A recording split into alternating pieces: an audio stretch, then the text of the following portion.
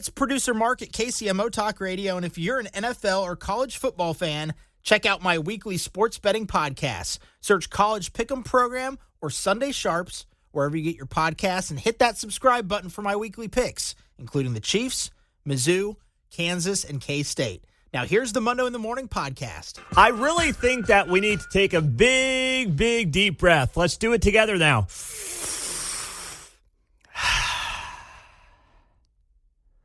Let's learn. Let's get back in the saddle of being part of a Donald Trump presidency here for a second. I know it's not here yet. I understand it's officially going to be starting coming up in January.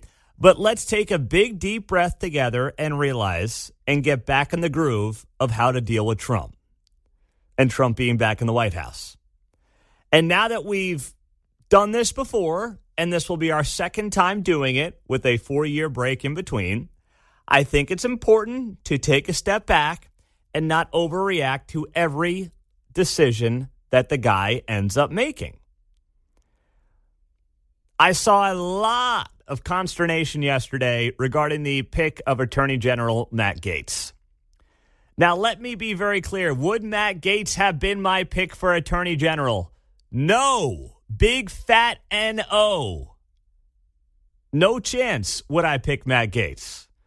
I mean, I told you that Missouri AG Andrew Bailey was at Mar-a-Lago in the last couple of days and was visiting with Donald Trump about potentially being the pick. Obviously, he did not get it, and that's good for the state of Missouri. I mean, he'll do a bang-up job as our AG. So I'm glad he's staying here, but that would have been cool to have him as the AG as well. But anyway, Matt Gaetz out of Florida getting picked as the Attorney General caught a lot of people off guard. Would it have been my preferred pick? No. Am I sitting here today freaking out about it? No, I'm not. Donald Trump, has to pick dozens of people to be on his staff, to be in his cabinet.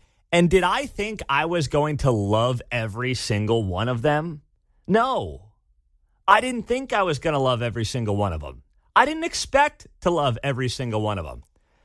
He's got some that I like more than others, but Gaetz obviously has been the most controversial thus far. But it doesn't change anything for the last 7, 8, 9 days. Doesn't change how I feel from last Tuesday. I don't think it should change how you feel. I'm seeing the same thing happening on this Senate Majority Leader deal with John Thune getting the nod out of South Dakota.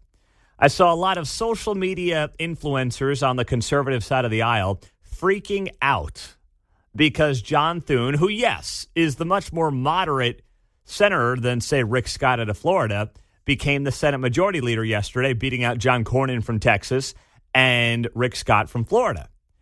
And just like with Matt Gaetz, I'm like, can we take a deep breath here? We haven't even gotten to January. Joe Biden's still the president. It's not the inauguration. I know that, drumming up the outrage meter right now is going to get some people re-engaged and might in some cases draw a larger audience to some people. But I'm not interested in that right now, man. I'm still flying high. I'm still feeling good. I'm still on cloud 9. And whether it's Matt Gaetz getting picked as the Attorney General, and there's a lot of speculation as to why Matt Gaetz got picked as the Attorney General, does the House leadership a favor, gets him out of the House, gets him off the back of Mike Johnson, maybe sets him up to not get confirmed, and then Matt Gaetz is totally out of politics. I don't know, because he's resigned his seat in Congress. He did that yesterday. I don't know if there's 4D chess going on here. We can talk about that later throughout the morning. But you know who actually got this right yesterday? Pennsylvania Senator and Democrat John Fetterman. That's right. John Fetterman was asked about the Matt Gaetz pick, and I thought his analysis was pretty darn spot on here. I mean, I would describe it as God tier level trolling to just trigger a full-on China syndrome to own the libs in perpetuity. John Fetterman saying that this was just about owning the libs in perpetuity. God-tiered level trolling is what John Fetterman called it. Now, maybe that's true. Maybe that's all this is about. Matt Gaetz obviously has a lot of baggage. That is indisputable. There is baggage with Matt Gaetz. But one thing that I see Donald Trump doing as well that I'll look at as a positive on some of these picks is he's ushering in the next generation. Look at what he did picking J.D. Vance, Elise Stefanik, Tulsi Gabbard. All these people who are millennials. Vivek Ramaswamy. They're anywhere from 39 to 42-ish years old. Millennials right now are between 28 and 43. So he is finding his next generation. And obviously, yes, loyalty was an incredibly important part of this to Donald Trump. That is indisputable. And I will say this much. I don't mind Donald Trump picking people that have been loyal to him over the last 7, 8, 9 years.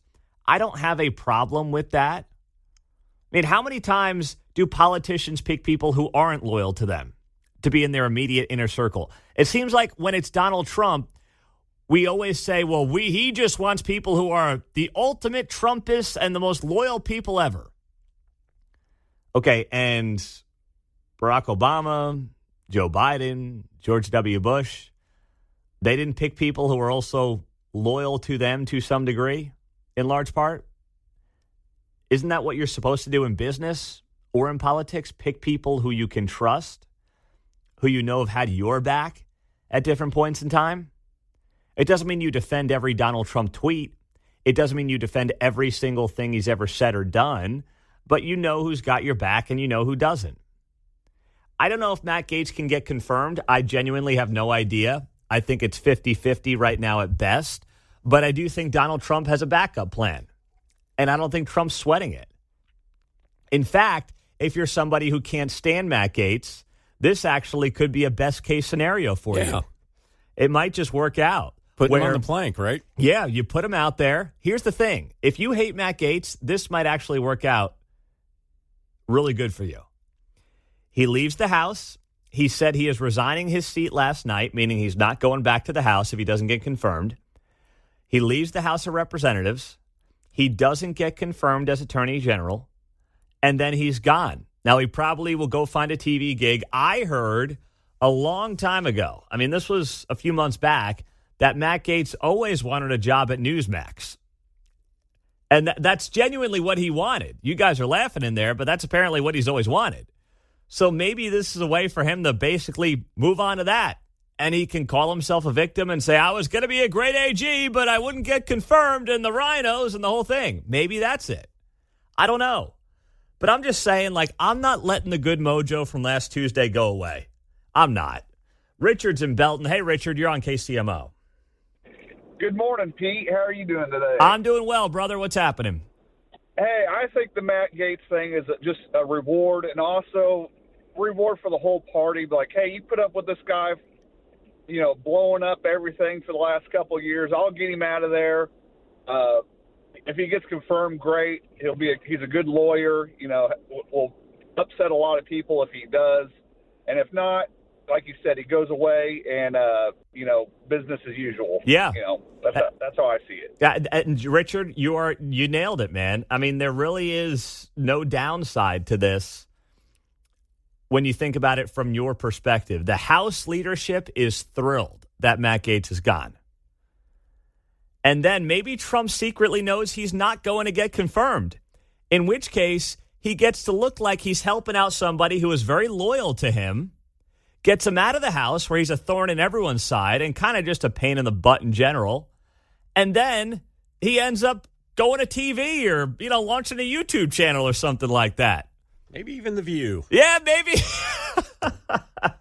Hit Spurn. Oh, that would be entertaining. I would actually keep watching The View if Matt Gaetz showed up on there. That would be fun. He'd be a hoot on there, I'll tell you that much. Oh gosh, but I'm just still too jovial right now to be like, oh my God, I can't do it.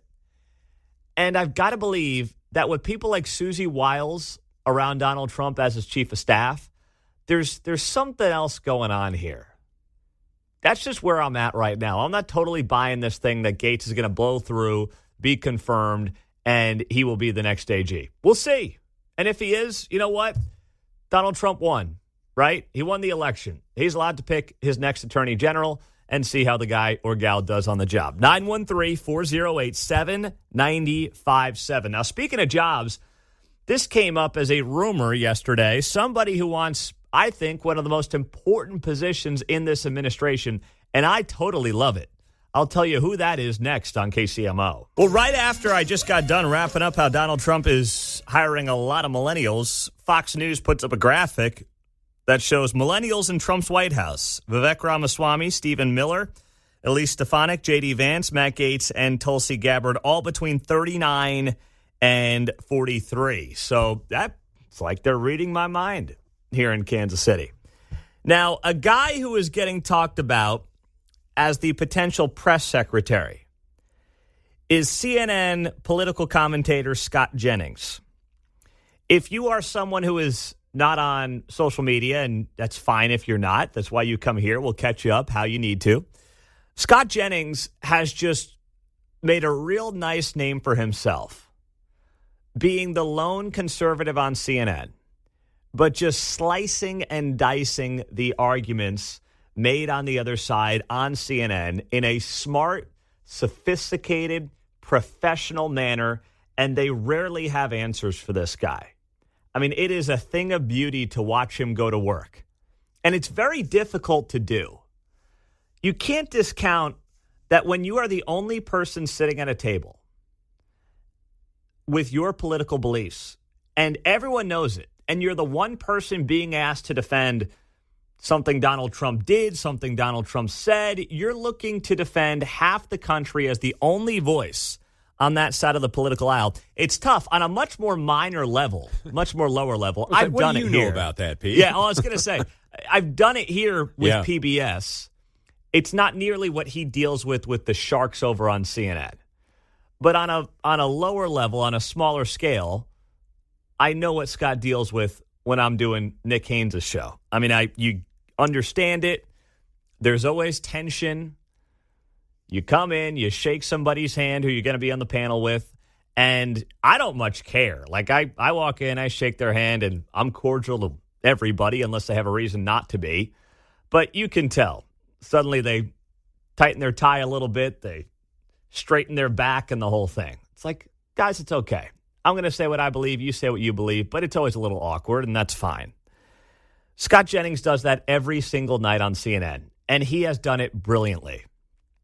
So he is getting talked about as Donald Trump's press secretary, and he would be an outstanding pick.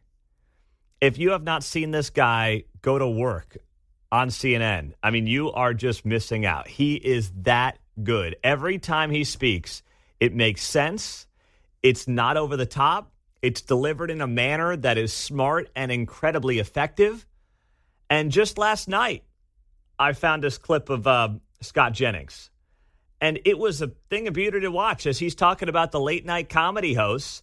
He's going back and forth with a couple of these CNN panelists, and he's just completely shredding them. The rest of these people have become pathetic. I mean, they stopped being comedians, and they started becoming political activists. I mean, Jimmy Kimmel out here crying. I mean, it's pathetic. And so my question is, if you're going to have a late-night comedy show, at some point, people might expect it to be funny and not just a constant political screed against one party. And I don't know that this activism for 4 more years is sustainable if you're going to market something as comedy, but the actual product is nothing more than sort of lowbrow political activism. These people represent the way a lot of people feel. So it would actually be interesting if the Trump folks could actually make us feel like we're not going to take away your rights. And that doesn't make sense. You think it doesn't make sense. A lot of people think that actually makes sense. That is the way a lot of people feel. That is their audience. Is that their mission, to be activists and not comedians? Well, sometimes the comedian does stop telling jokes and say serious things. And generally,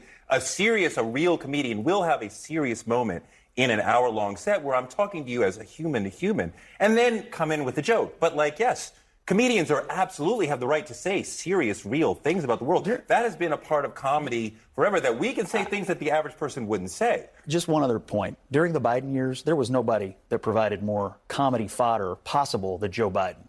I mean, he was a And walking. he was made And fun he of. was He was definitely- absolutely not. He was left all the time. alone. Harris was left alone. No. They got nothing. They didn't get No, 10% of what they deserved. He's too Unbelievable. old. He doesn't understand. I mean, Come he on, seemed guys. like Gerald Ford the way they portrayed never Gerald got Ford. SNL never got Biden right until Carvey came in the last couple of weeks. They roasted never him at got the White it right. House correspondent. That was Scott Jennings last night on CNN.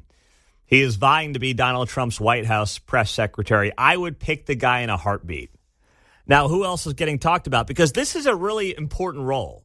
Like, it's not a policy role, but especially when you're a Republican, you've got to have the person who can handle the lion's den, knowing 90% of the people who are asking you questions, maybe 95, can't stand you and can't stand your boss. This is a very different role from Karine Jean-Pierre, who gets to basically have friendly media fluff her up outside of Peter Doocy of Fox News. You really need the right person with the right temperament, and nothing prepares you for this quite like what Scott Jennings does every single night on CNN. He literally is prepared for this job by being on CNN every single night. He knows how to deal with people who are going to try to ask him questions, get under his skin, and disagree with him. The other people getting talked about and the other people who are vying for the job, according to Axios, Caroline Leavitt, who is Donald Trump's and the Trump campaign's national press secretary, one of his legal folks from his legal troubles in New York, Alina Habba, I would not choose her at all. She's an attorney. There's nothing to suggest that she is a policy wonk necessarily. And as far as I can tell, she wants to be Instagram famous. Monica Crowley, former Fox News personality. She's interesting. Also, former ESPN host Sage Steele is vying for the position. And Republican National Committee spokeswoman Elizabeth Pipko also vying for that role. Clearly, the one thing Scott Jennings is not that the rest of these folks are is a woman. So it does seem, and I get why Donald Trump would want to lean towards having a female in this role. He had, I think, only females in this role during his first tenure, right? Kayleigh McEnany, Sarah Huckabee Sanders. There were a couple others. Yes, Spicer. Yes, started with Spicer. Good point, John. The rest after that were all females. Good point there. But you do have now, I think, an understanding that Donald Trump wants to lean female. But if he wants to get the pick, I think, spot on, this guy Jennings does this every single day. His temperament is perfect. His knowledge is right up there, and he would do a bang-up job. Right after the news on KCMO, Patrick Mahomes speaks out on his house getting burglarized. Plus, the latest on the Royals next. Patrick Mahomes took the podium yesterday for the first time since it was reported first by TMZ that his home had been broken into. Same thing happened to Travis Kelce in Leawood. So Mahomes lives down in Loch Lloyd, Cass County. And, of course, Kelce's on the other side of state line. But Mahomes was asked about this yesterday. His comments were brief, but he did say something. I mean, obviously, it's frustrating, it's disappointing. But I mean, I can't get into too many of the details because the investigation's still ongoing. But obviously, something that you don't want to happen to really anybody, but obviously yourself. So that was Mahomes yesterday talking to the media about his house getting broken into. That was in early October, right before the Saints Monday Night Football game is when that happened. Now, yesterday we had on Curry Myers, former Johnson County Sheriff, and we were speculating on this, but he brought up an interesting point where he believed, based on the details that are out there right now, that it's a local criminal operation. Not some kind of national deal, because when you're breaking in the back door and stealing, I think what was $20,000 worth of stuff, he just thought it was kind of amateurish with the details that had come out. So he didn't believe it was some kind of massive national network of folks. He did think it was local.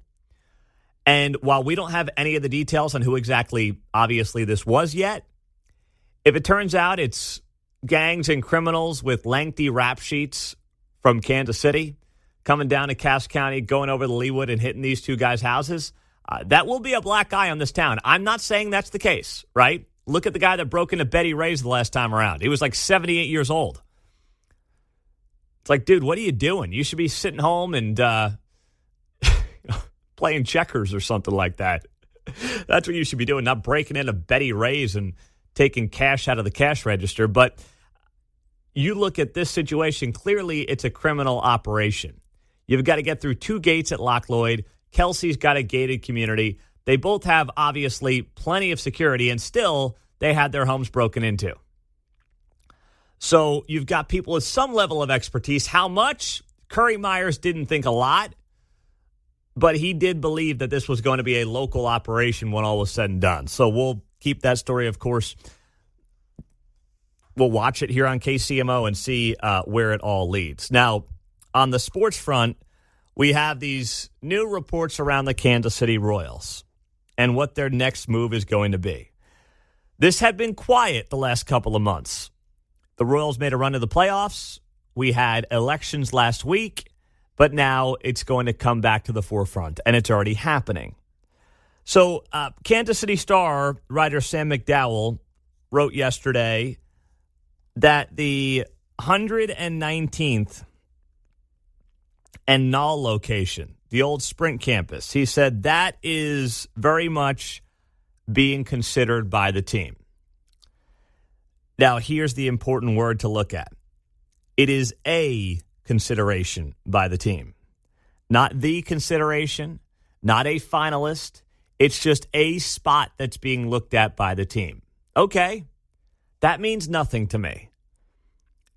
That's why when another radio host is out there saying, oh, yeah, they're going to look at 100 and whatever it is, 117th, I guess it technically is, and Knoll, where the Sprint campus is, the former Sprint campus is. And then the other one that was thrown out there was 435 in Antioch. I mean, I can see that from the window here. I'm like, neither of these make a lot of sense. You want to talk about getting in and out of a stadium? Yeah, put one at 117th and Knoll. That'll go great.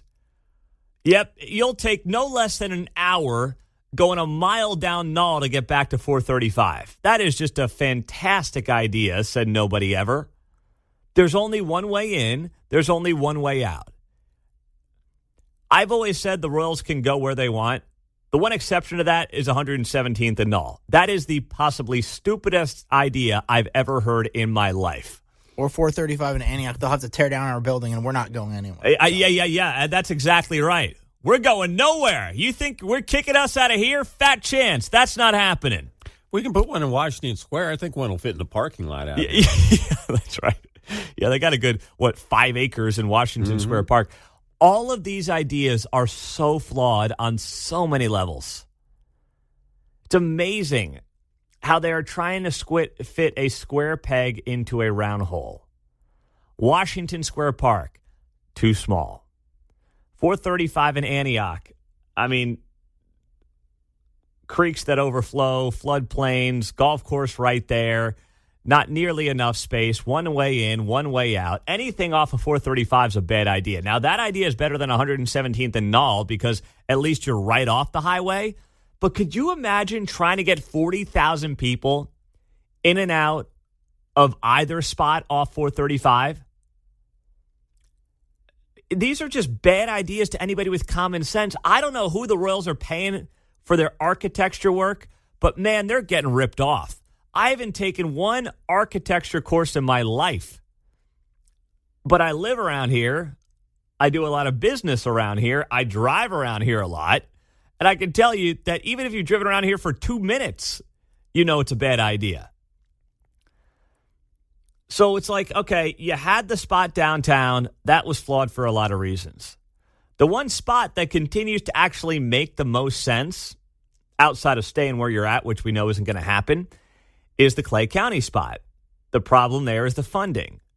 But of all the sites that have been talked about, all the sites that have gotten a lot of attention, the one that actually works the best is that North KC spot.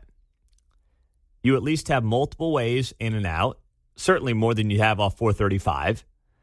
You have the land that you need to build what you want beyond the stadium itself, right? There are a lot of boxes that Clay County and North KC check off. The problem remains the funding up there. That's why it's fallen by the wayside. They're starting to talk about Kansas, and I always thought when this story broke a couple of days ago, this was nothing more than a negotiating ploy for the Royals to try to get the state of Kansas back to the table. the state of Missouri back to the table to say, all right, we got Mike Kehoe in office. Let's start talking business here and let's see what we can get done. It's the only leverage that the team has right now. Well, we might go to Kansas. They've got those star bonds waiting for us. I don't buy it. I really don't. We were told that downtown baseball was the future of the Kansas City Royals.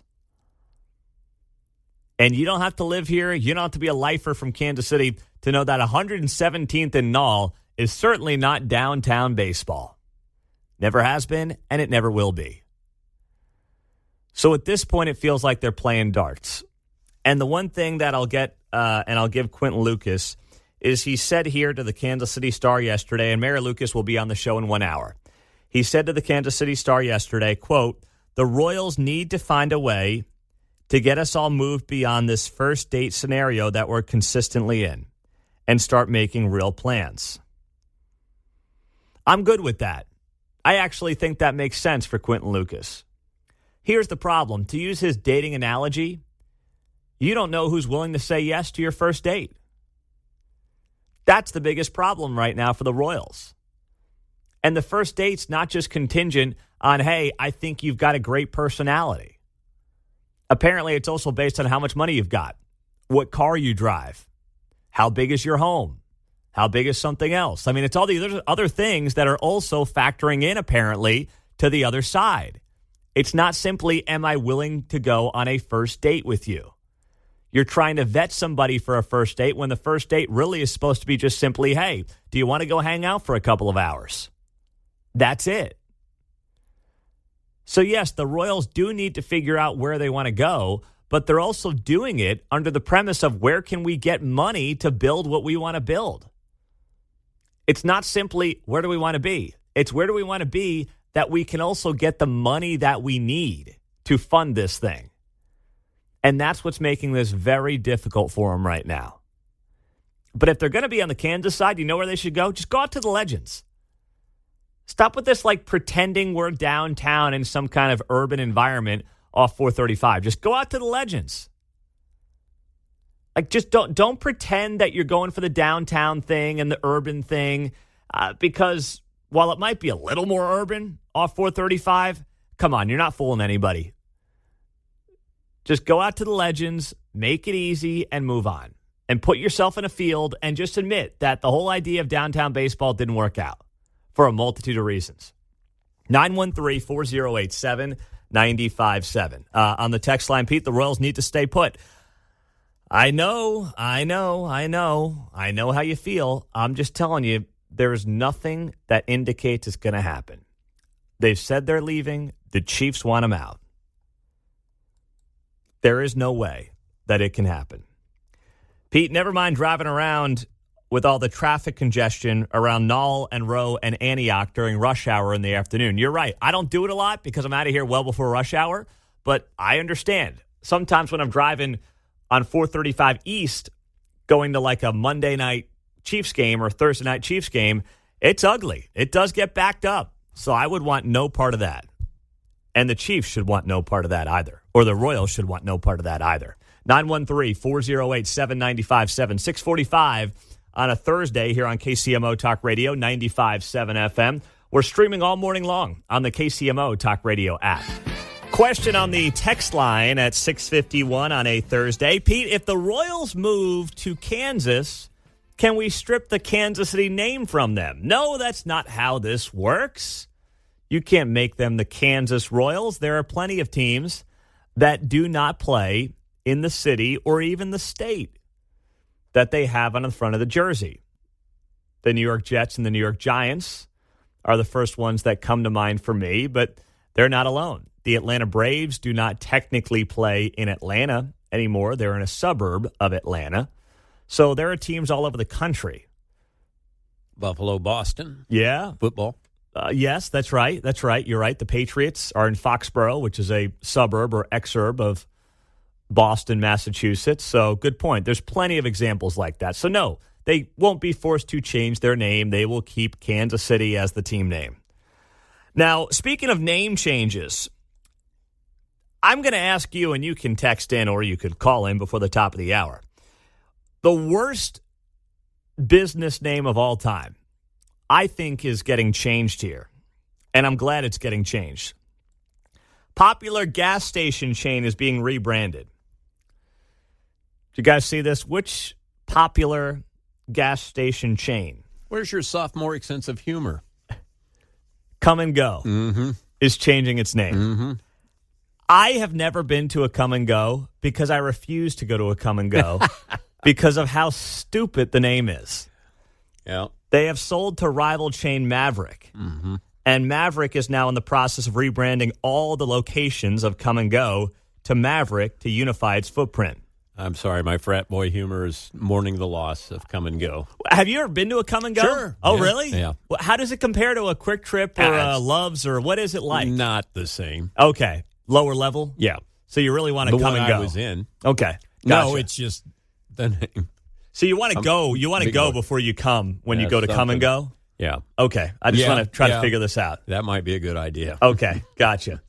Have you been to a Come and Go, Mark? Yeah, they have them up in Omaha, so my mom's side of the family lives up there. We usually would stop by there, grab a fountain drink, but not like a Quick Trip, not No, like anything like that. Did you like the coming or the going part better when you went to Come and Go? The going, for The sure. going was better than the coming? Yeah. Okay. Look, when you're traveling the Midwest, there are no oasis out there sometimes.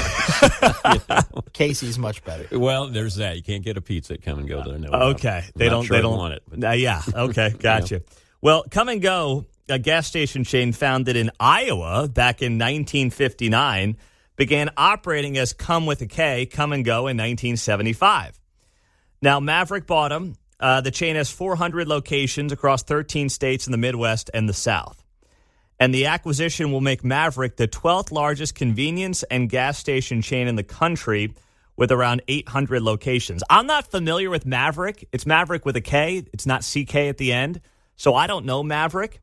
But Come and Goes are now hey, going they're to become. moving up in the world. Yeah. though. No, Right? they've They're got up to 12. 800. Yeah. They've Like, got. There's 11 more. Yeah, Come exactly. on. Okay, Buc-ee's. We got Wally's, Quick Trip. I know. Right. What else is there? I'm trying to think as well. Anyway, But Wawa back east, right? Maybe yes. pretty big. Yes, they're pretty big back east. You're right about that. But I can't think of what would be in front of them. 11 in front of them. But either way, Come and Go is no longer going to be a thing. They are out. They are done. And they will eventually be a distant memory, which I'm okay with because I never went to one just out of principle. I'm not filling up my gas tank. I'm certainly not buying any food from a place called Come and Go. I'm just not doing it. I will go to Maverick now, but I will not go to Come and Go out of principle. The merchandise was always off the chain. They would have T-shirts and hats and stuff. Oh, would they? Yeah. Yep. Oh, gosh. Well, I'm glad I've never hung out with anybody who's wearing Come and Go merchandise. But you need that around here. You got to have a Come and Go shirt and a We Choke Our Chickens from Strauss. You collect these things in the Midwest. Why don't you wear these to work, John, if you've got such a deep arsenal of great clothing to wear? I'd like to see it once in a while. Well, all right. We're going to be request. live streaming this show soon, so maybe you can start wearing those shirts Well, when we're live often streaming. I say when I don't attend things, I didn't have anything to wear, so I guess that's not true. I'm busted now. No, you are busted, man. You are absolutely busted. Well, now that we're going to figure out that live stream sometime around the new year, I want to see John choking his chicken shirt and his Come and Go shirt. Those will be real relics pretty soon. So, oh my gosh. But it has got to be. Maybe it stood out to you, but I always thought it was the worst name of any store I've ever seen in this country. We had a place called Mitch's Little Angus at one time. Did you really? Yeah. Oh, wow. Yeah, so that was a hamburger place down there on Westport. Oh, okay. So, we've had some funny names around Yeah. here. Some yeah. unique ones. It's creative. I'll give them an A for creativity, but I'm just not doing business there. Maybe that's just me. Maybe I'm being a tightwad. But when you got Quick Trips, when you've got Buc-ee's, even Love's are okay. I'll go to Casey's. I'll do it all. Come and Go, I'll pass. Well, we know where this nomination's going to go. We know what's going to get talked about here. Good morning, 7:05 on a Thursday. Quentin Lucas will be here in 30 minutes on KCMO. We'll talk to the mayor about a lot of things happening in this town, including this week's latest drama around where the Kansas City Royals might end up. But Pete Hegseth, doesn't that feel like a distant memory? It was only 2 days ago that Donald Trump announced that he would be nominated to be a Secretary of Defense. Pete has been a guest on this show. He is a Fox News television host. He does the weekend edition of Fox and Friends. And here's the hard part. When you're a media personality that's now getting into politics or a role like this, you say a lot of things as a member of the media that maybe you wouldn't say if you were in elected office. Same thing happened to J.D. Vance, right? Like the childless cat lady quip. J.D. Vance turned out to be is a completely normal guy. But the media used one sentence of something he said, tongue-in-cheek, when he was on Tucker Carlson's show, and tried to use that against him. It obviously didn't work. J.D. Vance, every time he spoke in any other setting as a VP nominee, was incredibly normal. Compare it to Tim Walz, who's the guy who coined the term weird for J.D. Vance. And you tell me, when all was said and done on November 5th, who do you think America thought was weirder, Tim Walz or J.D. Vance? The guy who was swinging his legs around like a rocket on stage, or J.D. Vance? J.D. Vance is a lot more boring and a lot less weird than Tim Walz in hindsight. But they tried to use the childless cat lady comments against him as a definition and example of him being weird. And it didn't really work once people got to know J.D. Vance. But when you're doing a radio show or you're doing a podcast or you're on television, you just sometimes say things off the cuff that, if you were an elected official, you might not say. So Pete Hegseth, I believe, will get confirmed as defense secretary. But one thing that is going to get brought up, it was already getting brought up yesterday by the media, was something he said just last week about women in combat. Let's roll the tape. I'm straight up just saying we should not have women in combat roles. It hasn't made us more effective, hasn't made us more lethal, has made fighting more complicated. We've all served with women, and they're great. It just, our institutions don't have to incentivize that in places where over human history, men in those positions are more capable. Okay, that's not controversial. I agree with him. And that is not intended to be an anti-female statement. It's not. He says it doesn't make us more lethal. It doesn't make us better. It doesn't mean that women can't serve or shouldn't be able to serve. But he's right. What does it do for us? How does it make us better to have them in those frontline combat roles? I got an email yesterday, right at the end of the show, from a woman named Linda. And she joined the military in 1994. And she says that she was on the front lines. It was right when they started to allow women into combat positions. And she said here, and I'm just going to read you an excerpt from what Linda wrote to me yesterday in this email, as she was listening to some of the conversation on the show. She said, there are some things that each of us are better at than others, and having women in combat definitely can bring a different perspective. That being said, she writes, the reality is, whether or not this generation wants to embrace the idea or not, men inherently react to protect a woman. While I'm strongly in favor of encouraging traditional, chivalrous, strong male companions, I'm not here to debate that specific topic. What I am here to say is that regardless of your point of view, having women in combat can, in fact, be a hindrance to the mission of a combat unit. The reality is that most men will inherently protect a woman, which sometimes means that they will not make the correct decision for a mission to be carried out. This, in itself, can be detrimental to a combat unit for many reasons. That was written to me yesterday by a female listener who served in that combat role in the mid-90s named Linda. But that is not going to stop many on the other side of the aisle from bringing this topic up when Pete Hegseth comes to get confirmed as Secretary of Defense in January. Tammy Duckworth is a U.S. Senator from Illinois. And already she was on CNN. Now she's lost both her legs. She is a veteran and served this country. God bless her for that. But already they're coming out against Pete Hegseth for these comments. He's shown that his absolute lack of experience and his lack of suitability for the job, because anybody that truly knows the military knows that we cannot go to war without over 225,000 women who are serving on active duty right now. Our military cannot go to war without our female service members. This is not the Revolutionary War where there's some sort of a line in the sand and, combat is on one side and the rest of us can stay behind this line, and that's not combat. I would ask him, where do you think I lost my legs? In a bar fight? I'm pretty sure I was in combat when that happened. And it just shows how out of touch he is with the nature of modern warfare. If he thinks that we can keep women behind some sort of imaginary line, which is not the way warfare is today. That is Illinois Democratic Senator Tammy Duckworth. Now, why do I think they're doing this? They're playing politics. But that also shows me they haven't learned any lessons from last week. Any lessons whatsoever. If you want to make this out to be the most controversial statement ever, be my guest. It's not going to work out well for you. Because I believe there's a large percentage and a majority of Americans who are going to hear that and say, okay, all right, fine. And then I've got women emailing me who served in combat roles who are saying, listen, there are gender roles here. Guys will sometimes react differently than they should in combat if they have a woman with their unit than if it's all men. And that creates a whole nother potential set of issues. It doesn't mean women cannot be incredibly effective when serving this country in various roles. It just means is combat the best way to do it. Mark's in Eudora. He's on KCMO. Mark, what's happening? Hey, retired Army chaplain here. I was actually the chaplain when the first women graduated from Ranger School. I was the chaplain for the Airborne Ranger Training Brigade. I agree with Linda's comment.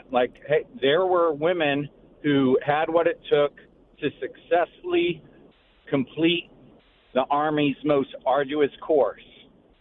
But they are a select few, and the challenge in integrating them, I don't know if the juice is worth the squeeze. So that's in a training situation. In an operational setting, I was a chaplain during probably one of the most difficult times when a Chinook helicopter was shot down. The Rangers in contact had to go and secure that site. They had women with them. It didn't change the operational reality, but the sergeant who was in charge actually had to slow down the pace because the women were with them. Mm-hmm. Now, again, the effects wouldn't have changed.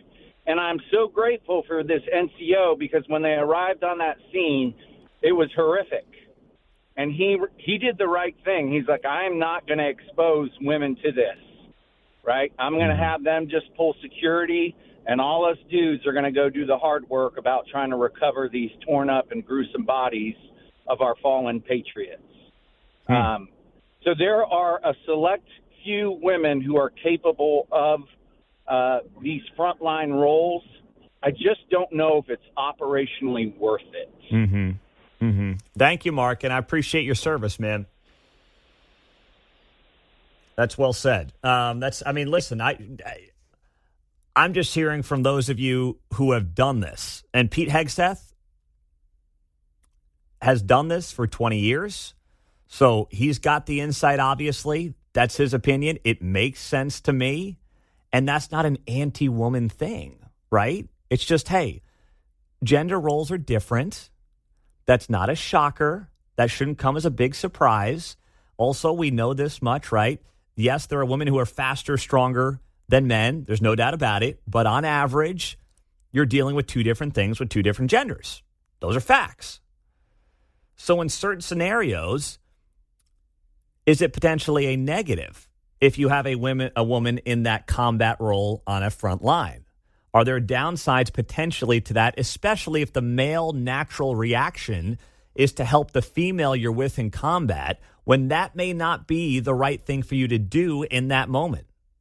I wouldn't want Bill O'Reilly throwing mashed potatoes at me across the Thanksgiving table, although that would be a great T-shirt we could add to John Anthony's arsenal we were talking about. Yeah. I went to Thanksgiving, and all I got was this T-shirt after Bill O'Reilly threw mashed potatoes at me. That'd be pretty entertaining stuff. Good morning. Happy Thursday. Friday Eve, great to have you here on KCMO Talk Radio. So did you hear what Joe Rogan said about celebrities and musicians reaching out to him in the wake of last week's election? I want to play this for you and then also share with you a new report on why Kamala Harris ultimately did not join Joe Rogan's show leading up to the election. First off, here's what Rogan said this week. There's a lot of people that don't speak their mind. Do you know how many artists that have reached out to me that are like hippies, man? Like artists, like musicians, comedians that thanked me for endorsing Trump because they can't do it. They said they want to, but they don't want to be attacked. They can't say it.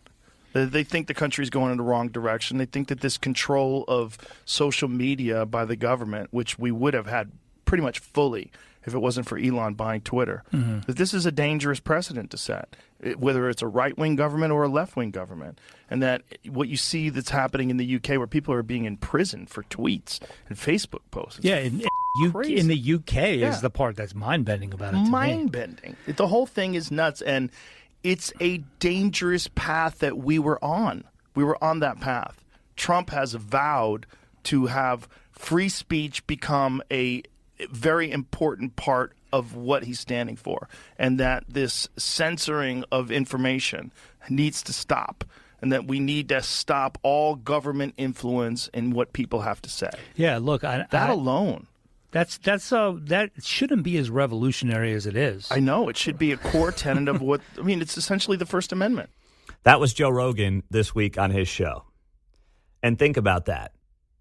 Now, he knows a lot of very famous people, obviously, whether it's folks in Hollywood, whether it is, as he called them, effing hippies, artists who voted for Donald Trump, who wanted to see Donald Trump win, but felt like they couldn't say anything. Now, maybe it's smart for them to not say anything. We know we're more or less in a 50-50 country, and they're like, hey, we just want people to buy our music. But it's interesting how it never really happens on the other side, right? Taylor Swift, Beyonce, the list goes, Eminem, Megan the Stallion, or is it, the Stallion? I don't want to get that wrong. I wouldn't want to insult her name or anything like that. These people who all got lined up behind Kamala Harris, and none of it mattered. If nothing else, maybe if you are a famous musician and you voted for Donald Trump, you're like, you know what? It's not really worth my time. I'm just trying to sell albums and get spins on Spotify and the whole deal. And that's a smart business move. But it still is interesting that they literally feel like they can't because they're afraid of being canceled. Now, as for Rogan's show, we know that Trump joined it right before the election. Kamala had a chance to do it and then essentially didn't want to do it. There's a new report this morning from the Financial Times, and it gives some insight into why she ultimately didn't go on Joe Rogan. The Financial Times reports here, the talks faltered because of concerns at how the interview would be perceived within the Democratic Party. This quote comes from Jennifer Palmieri, a senior advisor to Kamala Harris's husband, Doug Imhoff. Palmieri said on Wednesday, quote, there was a backlash with some of our progressive staff that didn't want her to be on it, and how there would be backlash. Once again, the woke killed the campaign. Think about that. The woke killed the campaign. They were more worried about how the super progressive staffers would feel, how their emotions would handle the boss going on Joe Rogan, versus saying, no, let's go talk to people who might not normally vote for us. Let's go see if we can win over some hearts and minds on the most popular podcast in the country ahead of the election. Let's go just talk to Joe Rogan and have a conversation. I mean, I know Rogan came out endorsing Trump, but I genuinely do not believe that he would have done that interview with Kamala Harris as some kind of gotcha deal. Now, she might have made a bit of a fool of herself because she's not great off the cuff in those settings, but I don't believe that Rogan would have done that as some kind of an ambush against Kamala Harris. I don't believe that. And in the end, while Donald Trump was doing rallies in California, in the Bronx, he was going to the National Association of Black Journalists convention, sitting with them on a stage, getting attacked to his face. He was doing that. He was going to all those places. And how much it moved the needle, I don't know. But he was willing to have those conversations. He didn't care what some staffer thought about him going to some event and speaking. He was going to do it. Instead, what you saw, according to this report from the Financial Times, was Kamala Harris saying, well, I don't want my staff to be offended. That's how you guys got here. You worried about who was going to be offended instead of just trying to talk to as many people as possible and getting out of your super progressive little bubble. So Matt Gaetz is by far the most controversial pick thus far of Donald Trump's early nominating process of people he's going to pick to be in his cabinet. Now, here's the thing. I'm seeing some people overreact to this in a ridiculous way. Would Matt Gaetz have been my pick for Attorney General? No, he wouldn't have been in my top 10. First off, he just doesn't really have, and I know that experience is overblown. Like, you don't need insider experience. Like, I get that. But Matt Gaetz practiced law for 25 months. People are knocking Pete Hegseth of Fox News. He doesn't have experience to be Secretary of Defense. 20 years in the military, he can learn, right? I mean, he's got the base level to be Secretary of Defense. I like the Pete Hegseth pick a lot. But you would want someone to be your Attorney General who has practiced law for more than 25 months, which is what Matt Gaetz' background on that is. But neither here nor there. Did I think I was going to love every pick that Donald Trump made to be in his cabinet? No. And by the way, nobody should. You don't agree with your spouse on everything. Why would you think that you would love every single pick of Donald Trump's for his cabinet? You telling me you would have voted differently if Matt Gaetz was selected as AG? We just got through 4 years of Merrick Garland, who literally used his Department of Justice as a weapon against his president, his boss's political opponents. Please. Now, Matt Gaetz has a lot of baggage, but spare me the holier than thou. Oh, my gosh. Okay, Trump's going to have a bad pick or two. This is, of all the picks, he's had some amazing picks.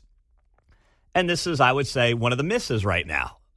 But I'm also not sitting here overreacting to it. I'm just like, all right, let's see how this plays out. Because there are a couple of ways this could play out. There might be, and I'm not saying this is definitely happening, but there might be some 4D chess going on here. What could that 4D chess be? Well, Matt Gaetz is somebody who has been under investigation by the House Ethics Committee. Matt Gaetz gets named by Donald Trump as his AG pick.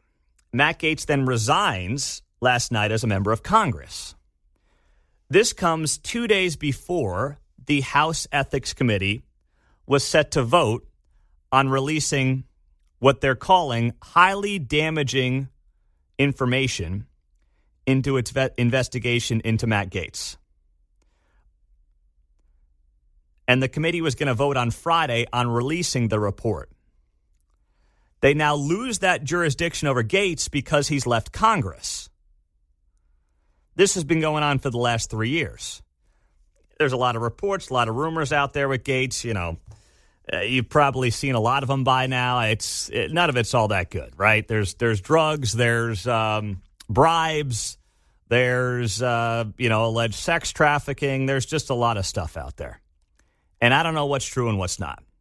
All I know is that 2 days before this committee was going to vote on releasing the report, he gets appointed AG.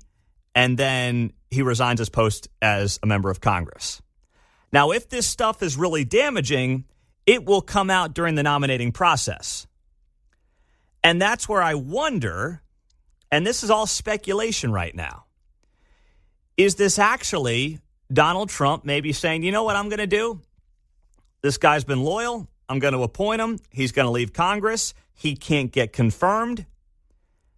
And that actually helps the House because House leadership doesn't really care for Matt Gaetz. He saves himself. He saves whatever reputation he's got. He saves his own skin. And everyone wipes their hands clean. I don't know. I just know that the timing of all this is really interesting.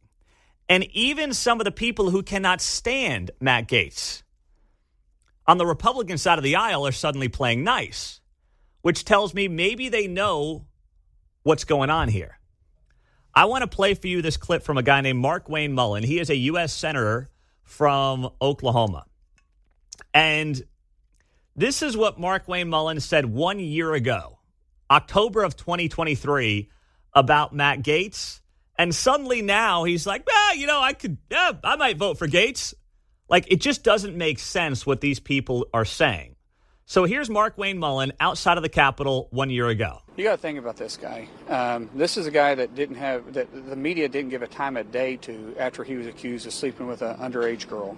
And there's a reason why no one in the conference came and defended him, because we had all seen the videos he was showing on the House floor that all of us had walked away of the girls that he had slept with. He'd brag about how he would crush ED medicine and chase it with an energy drink so he could go all night. This is obviously before you got married. And so when that accusation came out, no one defended him, and then no one on the media would give him a time of the day. Whoa. That was Oklahoma Republican Senator Mark Wayne Mullen last year. Now, I don't know if he was going to one of our sponsors here, Heartland Men's Health, to crush all those things and chase it with energy drinks. I don't know. I can't speak to any of that. I'm just telling you, 1 year ago, this Republican senator said that about Matt Gaetz. And then yesterday, he's on CNN and says this. Are you going to vote for Matt Gaetz? You know, Matt Gaetz and I, there's no question that we've had our differences. They've been very public about it. I completely trust President Trump's decision-making on this one. But at the same time, he's got to come to Congress and sell himself. There's a lot of, or to the Senate and sell himself. There's a lot of questions that are going to be out there. He's got to answer those questions. And hopefully he's able to answer the questions right. And if he can, then we'll go through the confirmation process. Okay. So what would have changed in a year?